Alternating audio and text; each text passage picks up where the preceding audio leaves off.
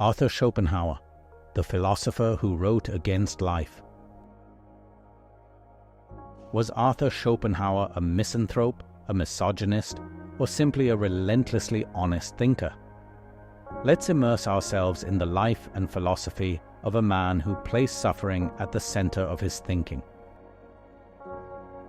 Arthur Schopenhauer, a brilliant but embittered 19th century thinker, believed that life is suffering, driven by a blind will. His views were controversial, including his misogynistic statements. Behind a forbidding facade lay a deeply wounded man. He lived as a loner and outsider, endowed with great intellect and deep disappointments. Schopenhauer was often portrayed as a mind that preferred thinking to living and contempt to trust. His loneliness could reveal uncomfortable truths about humanity. Arthur Schopenhauer was born in Danzig in 1788. His father was a wealthy merchant, rational and sophisticated. His mother, Johanna Schopenhauer, was a literary figure, lively and later famous. He grew up in a home that valued education but lacked emotional closeness. His father saw him as a future businessman. His mother recognized his sensitive and philosophical nature. The death of his father, possibly by suicide, at the age of 17 was a traumatic experience. His mother began a new life in Weimar as a writer in the public eye. Arthur felt out of place in their world. He longed for depth and truth instead of superficial conversation and irony. His relationship with his mother deteriorated rapidly. She described him as unbearable, conceited, and whiny. He called her vain, shallow, and cold. They became completely estranged from one another. These early experiences shaped him and led to an early experience of rejection by women. Schopenhauer studied philosophy in Göttingen and Berlin. He was fascinated by Kant, but disappointed by abstract idealism. He sought a deeper, more radical and physical understanding. His central idea, it is will, not reason, that drives human beings. A blind, irrational urge permeates all life. Desires create deficiency. Fulfillment leads to boredom. Life is inherently unfree and painful. Happiness is an illusion. The solution: distance, negation of will, contemplation. Retreating into art, philosophy, and solitude becomes a strategy. Schopenhauer is known for his misogynistic statements. In On Women, he claimed that women are naturally destined to obey men. He regarded women as childish, scheming, and incapable of true greatness.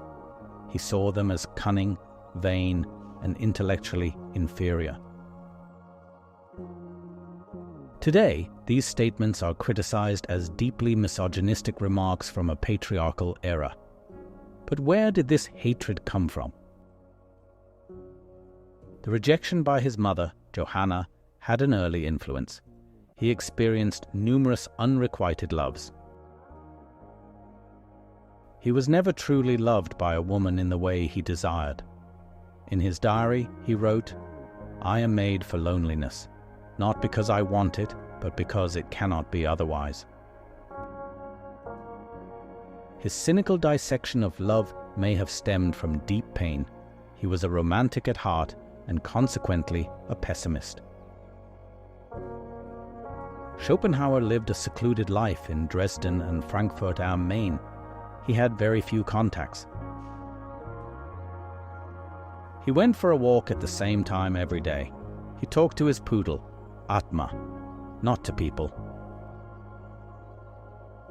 He published his magnum opus, The World as Will and Representation, early on, but it flopped.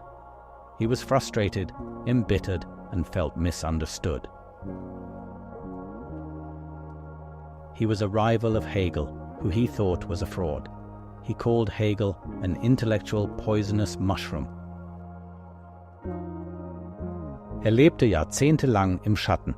Die Anerkennung kam spät im Leben. Young philosophers discovered his depth and radical clarity. He became famous too late to experience real joy. Schopenhauer influenced generations. Nietzsche admired him and later surpassed him. Freud developed his idea of the unconscious will. Wagner brought his philosophy to life in music. Existentialists continued to explore his fundamental questions. His view of the world is bleak but honest. He questioned everything without taking anything for granted. He thought things through to the bitter end and remained consistent. Arthur Schopenhauer was not a philanthropist. He was not a genius of reconciliation. He was not a philosopher of hope. He was a radical seeker of truth. Beschönigte die Realität nicht.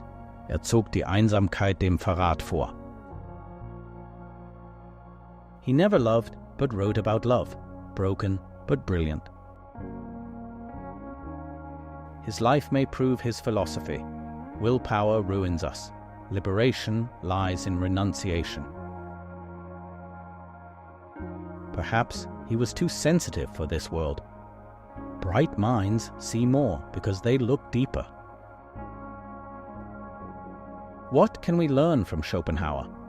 Perhaps that honesty with oneself is the first step toward wisdom, even if that wisdom is painful.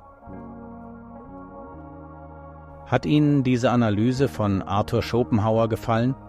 Abonnieren Sie unseren Kanal für weitere philosophische Erkundungen. Teilen Sie Ihre Gedanken in den Kommentaren unten.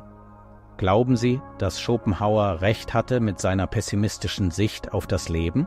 Und vergessen Sie nicht, dieses Video mit Freunden zu teilen, die sich für Philosophie und das Leben großer Denker interessieren. Lassen Sie uns gemeinsam tiefer in die Welt der Ideen eintauchen.